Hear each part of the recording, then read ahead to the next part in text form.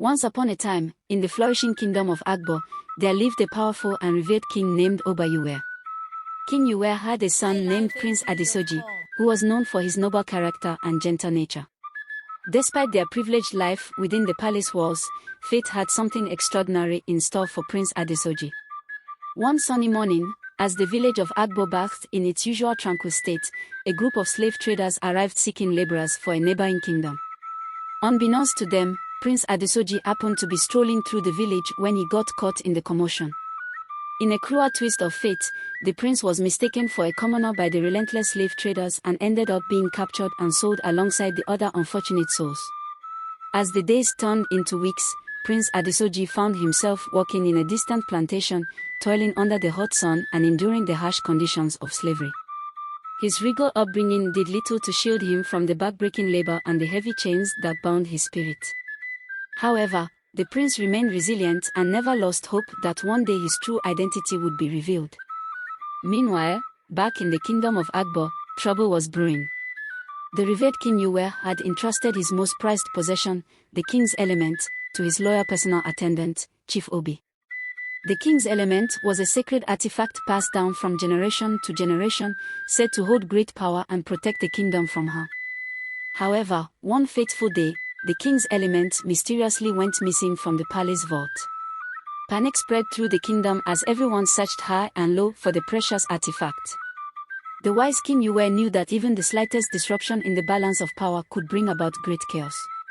A reward was announced for anyone who could find the missing king's element and bring it back to the palace.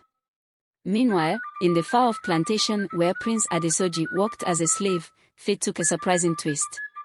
One day, while laboring in the fields, the prince stumbled upon a peculiar object half buried in the dusty soil.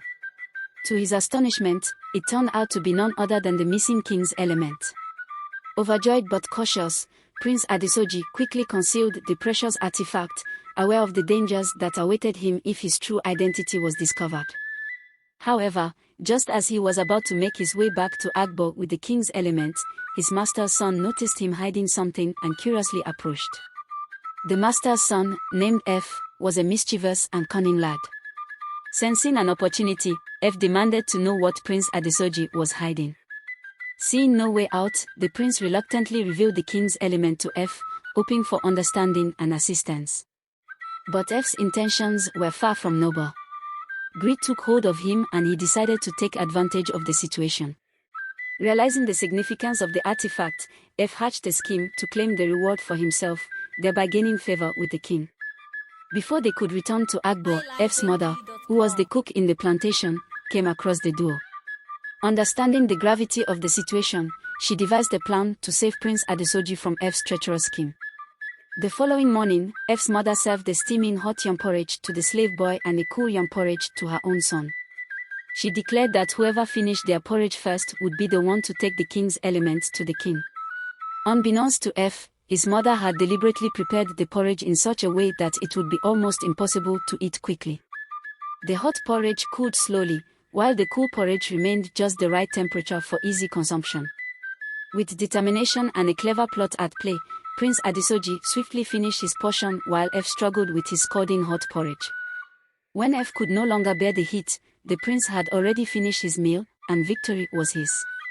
With the king's element hidden safely within his grasp, Prince Adesoji bid farewell to the kind-hearted cook and made his way back to Akbar.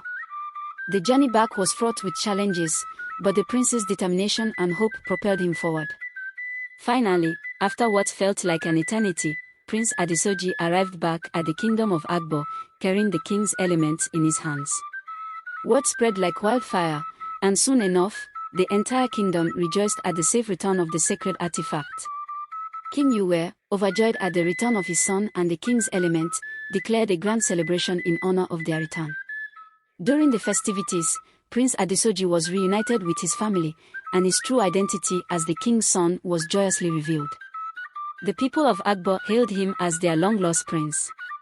His time spent as a slave had not only forged his inner strength but had also opened his eyes to the sufferings of others, and he vowed to rule with compassion and fairness.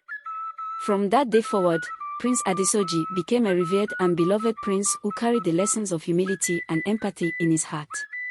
The kingdom of Akbar thrived under his reign, and his tale of courage and resilience is still told to this day, inspiring generations to never lose hope in the face of adversity.